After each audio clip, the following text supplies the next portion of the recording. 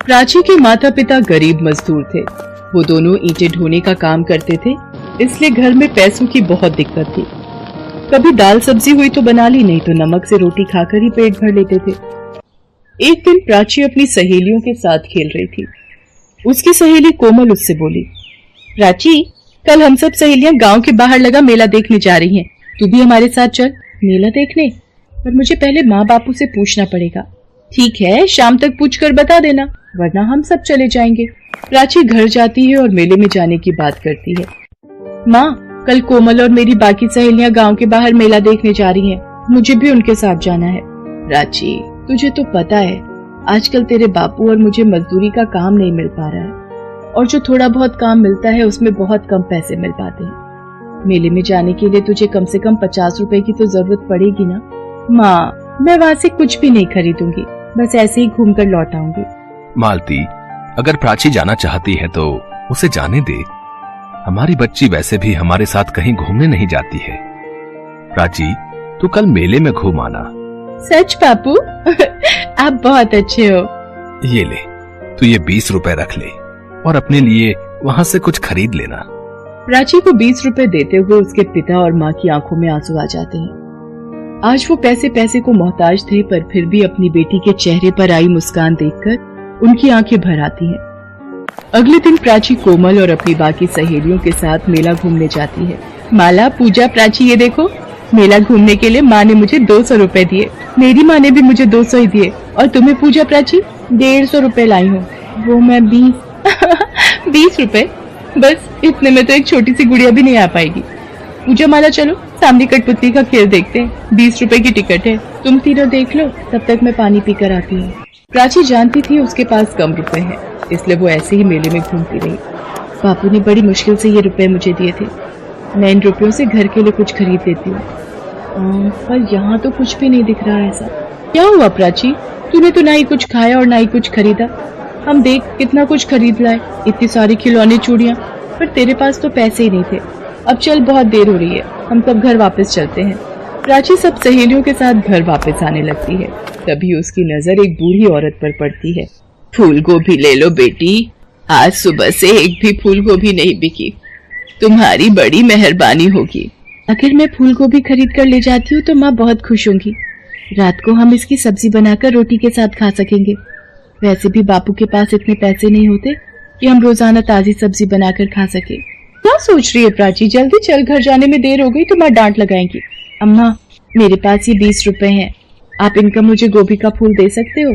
हाँ बेटा, लो, ये गोभी का फूल 20 रुपए का है। मुझे तेरे ऊपर तो हंसी आती है प्राची। तू मेला घूमने आई है और क्या खरीद कर ले जा रही है? गोभी का फूल। सब सहेलियां जोर जोर से हंसने लगती हैं। प्राची गोभी का फूल खरीद कर घर आ जाती है। प्राची बेटा, वो रुपए तो तेरे बाबूजी ने तुझे मेला घूमने के लिए दिए थे, और तूने उन रुपयों से कुछ भी नहीं खाया, ना ही अपने लिए कुछ खरीदा।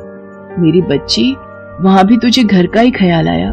मालती, हमारी प्राची सचमुच बहुत समझदार हो गई है। चल, अब तू बैठ, मैं गरम गरम इस फूल गोभी की सब्जी बनाती हूँ, फिर हम तीनों मिलकर खाना खाएंगे। मालती सब्जी बनाने के लिए गोभी काटने बैठती है। गोभी देखने में बहुत बढ़िया और ताजी है। काश एक गोभी का फूल और होता तो ज्यादा सब्जी बन जाती। मालती देखती है वहाँ एक गोभी के फूल की जगह 2 गोभी के फूल हो जाते हैं। ये क्या जादू है? ये कैसे हो सकता है? यहाँ पर तो एक ही गोभी थी, पर अब 2 फूल कैसे हो गए? एक बार 4 फूल बोलकर देखूं। गोभी के 4 फूल मेरे सामने आ जाए। मालती के सामने गोभी के 4 फूल आ जाते हैं। वो हैरान हो जाती है और वो प्राची और उसके बापू को आवाज लगाती है। माँ, ये तो सचमुच जादुई फूल गोभी है। हम जितने भी गोभी के फूल बोएंगे, हमारे सामने उतने ही गोभी के फूल आ जाएंगे। अभी गोभी के फूल में से एक अप्सरा उत्पन्न होती है। घबराओ नहीं, मैं एक अप्सरा हूँ। मैं धरती लोक से गुजर रही थी। मैंने इस प्यारी सी बच्ची को देखा कि किस तरह से ये किसी गरीब की मदद कर रही थी। मेरे से रहा नहीं गया और मैं इस फूल गोभी में वास कर गई और प्राची के साथ यहाँ तक आ गई। मैंने तुम सबकी बातें सुनी और मेरा मन दुख से भर गया। जो दूसरों की मदद करता है वो मनुष्य मुझे बहुत प्रिय है। अब तुम सबको बिल्कुल भी चिंता करने की जरूरत नहीं है। मैं तुम्हें ये जादुई फूल गोभी देकर जा रही हूँ। अब इसकी सहायता से तुम जितनी चाहो उतनी गोभी बाजार में बेच सकते हो। अब तुम्हारे दुख के दिन दूर हो जाएंगे। लेकिन मेरी बात को हमेशा याद रखना, कभी भी अपने मन में लालच मत पनपने देना। इतना कहकर वो अप्सरा वहां से गायब हो जाती है। प्राची के माता पिता प्राची को गले लगा लेते हैं। आज उसी की वजह से उनके गरीबी के दिन दूर हो गए थे। अब तो प्राची के माँ बापू शहर की मंडी में फूलगोभी के बड़े व्यापारी बन जाते हैं और अब उनके पास धन दौलत, बड़ा मकान, सब कुछ था।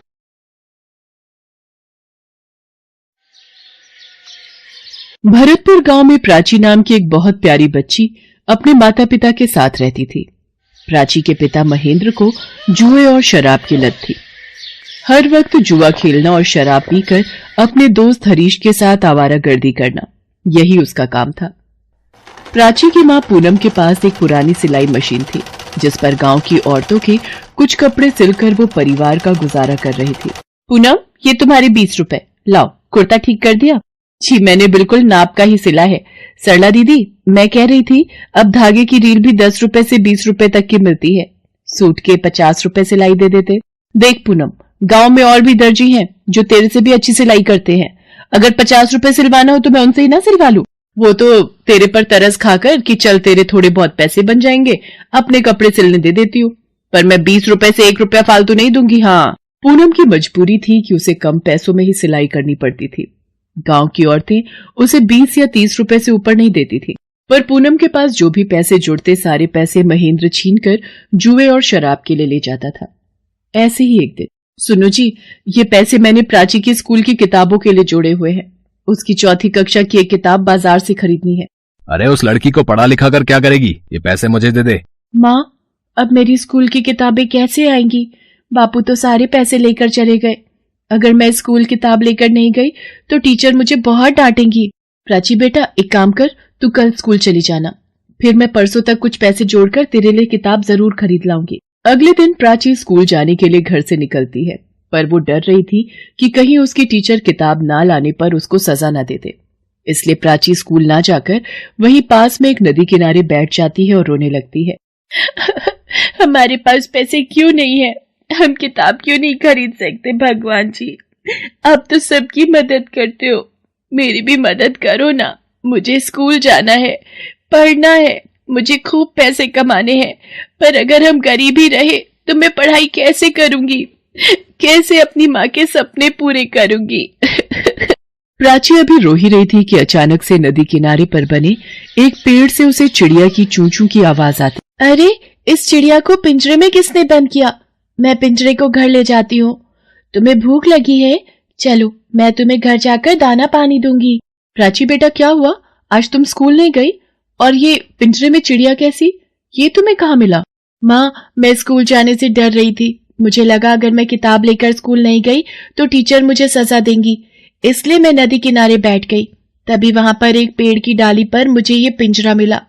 देखो ना माँ, ये चिड़िया कितनी भूखी है और प्यासी भी। मैं इसे दाना और पानी दे देती हूँ। ना जाने इसे पिंजरे में किसने बंद कर दिया। माँ, ये चिड़िया कितनी प्यारी है ना, देखो दाना पानी मिलने के बाद कितनी खुश है। हम इसका नाम चुनमुन रखेंगे। माँ, आप मेरी किताब कब लाओगे? मुझे बिना किताब के स्कूल नहीं जाना। प्राची बेटा, तू चिंता मत कर, मैं आज पूरी रात बैठकर कपड़े सिलूंगी ताकि सुबह उनकी सिलाई के पैसों से तुम्हारी किताब ला सकूं। प्राची चिड़िया के पिंजरे को साथ लिए सो जाती है। पहले एक मुसीबत कम थी जो ये एक और मुसीबत ले आई। सुनो जी, ये चिड़िया का पिंजरा घर से बाहर मत फेंको। प्राची इसके बिना उदास हो जाएगी, वो बहुत रोएगी। रहने दो जी, इस बेजान को तकलीफ मत दो। महेंद्र जैसे पिंजरा उठाने लगता है, नशे में जमीन पर लुढ़क जाता है और वहीं सो जाता है। चिड़िया रानी, तुम्हें कहीं चोट तो नहीं आई? मुझे डर है कहीं प्राची के बापू सुबह उठकर तुम्हें कोई नुकसान न पहुंचाए, इसलिए मैं तुम्हारा पिंजरा खोल रही हूँ। तुम आसमान में उड़कर अपनी जान बचाओ। जाओ चिड़िया रानी, तुम आजाद हो। चिड़िया का पिंजरा खोलकर पूनम रोने लगती है। चिड़िया खिड़की पर बैठ जाती है। रोते रोते पूनम की आंख लग जाती है। अगली सुबह जब प्राची सोकर उठती है तब पूनम उसे रात की सारी घटना बताती है। माँ, आपने बिल्कुल सही किया। चुनमुन अब आसमान में आजादी से घूम रही होगी। मेरी प्यारी दोस्त, तुम जहाँ कहीं भी हो खुश रहना। उधर चिड़िया उड़ती हुई एक आश्रम में पहुंचती है और वहां समाधि में लीन एक महात्मा के पास जाती है। कावेरी, आ गई तुम? जी महाराज, मेरा प्रणाम स्वीकार कीजिए। तो बताओ, इस बार तुमने मेरे द्वारा दिए गए जादुई मंत्रों से किस दयालु और परोपकारी मनुष्य की सहायता की? महाराज, एक बहुत ही प्यारी बच्ची मुझे अपने साथ घर ले गई। अच्छा, ये तो तुमने बहुत अच्छा किया। तुम मेरी दी हुई परीक्षा में सफल हुई हो। तुम्हारे कारण ही अब एक माँ और उसकी बेटी को परोपकार का फल मिलने में देर नहीं लगेगी। महाराज, जो मनुष्य दयालु स्वभाव के होते हैं और संकट में फंसे लोगों की सहायता करते हैं, सदैव ईश्वर भी उनकी सहायता करते हैं। उधर पूनम परेशान थी कि अभी तक एक भी कपड़ा नहीं सिला था। प्राची, आज स्कूल से छुट्टी ले ले, मैं दोपहर तक कपड़े तैयार कर दूंगी, फिर शाम को तू नई किताब खरीद लेना। ठीक है माँ, तुम कपड़े सिलो, मैं तुम्हारे लिए अपने हाथों की चाय बनाऊंगी। मेरी बच्ची, मेरी लाडो, अच्छा बना ले। पहले सुनीता बहन का ब्लाउज सिलना जरूरी है, कटा हुआ है, सिल लेती हूँ। पूनम जैसे ही कपड़े के कटे टुकड़े को सिलाई मशीन पर लगाती है, मशीन अपने आप चलनी शुरू हो जाती है और एक सुंदर सा ब्लाउज तैयार हो जाता है। ये कैसा चमत्कार है, मेरी सिलाई मशीन अपने आप चलने लगी और ब्लाउज बनकर तैयार हो गया। कुछ और कपड़ा, हाँ, ये सलवार का कपड़ा काट कर सिलती हूँ। अरे ये क्या, मशीन फिर से चलने लगी। मशीन ने सलवार भी सिल दी। प्राची बेटा, इधर आ, जल्दी ये देख, सिलाई मशीन तो जादुई मशीन बन गई। ये देख, मैं अभी सूट का कपड़ा काट कर इस मशीन पर रखूंगी। हाँ माँ, ये मशीन तो अपने आप चल रही है और कितना सुंदर इस मशीन ने सूट सिलकर तैयार कर दिया। प्राची बेटा, मुझे ऐसा क्यों लग रहा है कि जिस चिड़िया को तुम घर लाई थी वो कोई मामूली चिड़िया नहीं बल्कि एक दैवीय शक्ति थी जो हम गरीबों की मदद के लिए आई थी। भगवान, आपका लाख लाख शुक्र है, आपने मेरी सारी परेशानियां दूर कर दी।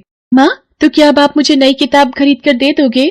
हाँ मेरी बच्ची, अब तो मैं तेरे लिए नई किताब, नए कपड़े, नए खिलौने, नए जूते, सब कुछ नया खरीद लूंगी। मेरी बच्ची बहुत सुंदर गुड़िया रानी बनेगी। पूनम कपड़े काटकर सिलाई मशीन पर रखती और मिनटों में कपड़े सिलकर तैयार हो जाते। धीरे धीरे पूनम की सिलाई की खबर आसपास के गांव में भी प्रसिद्ध हो गई। अब उसके जीवन की सारी परेशानियां भी दूर हो गई। महेंद्र ने भी बुरी संगत का साथ छोड़ दिया था। पूनम ने गांव में एक बड़ी दुकान खोल ली। प्राची अपने माता पिता को एक साथ काम करते देख बहुत खुश थी। हेलो दोस्तों, कैसे हैं आप सब? हमारी कहानियाँ देखने के लिए हमारे चैनल को सब्सक्राइब कीजिए और हाँ, बेल आइकॉन पर क्लिक करना मत भूलिएगा।